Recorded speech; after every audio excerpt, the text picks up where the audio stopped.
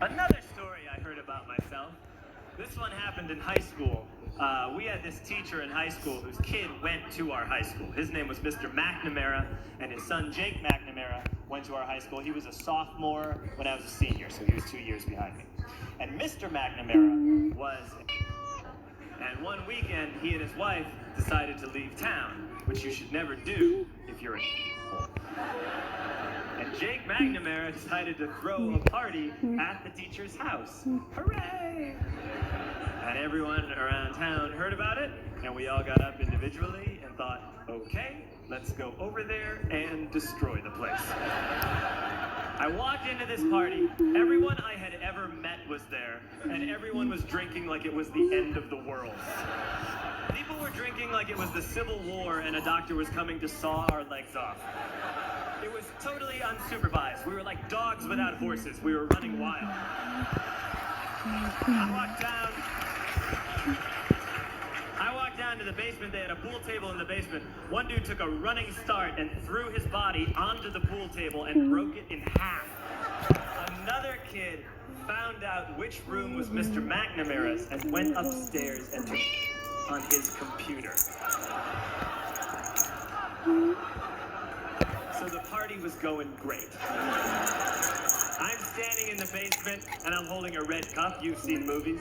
And I'm standing there and I'm holding a red cup and I'm starting to black out. And I guess someone said like, something police. And in a brilliant moment of word association, I yelled, the police! The police! And everyone else joined in. 100 drunk white children yelling, duh, police. With the confidence of guys who have like already been to jail and aren't afraid of it anymore.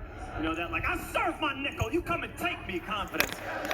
But white children.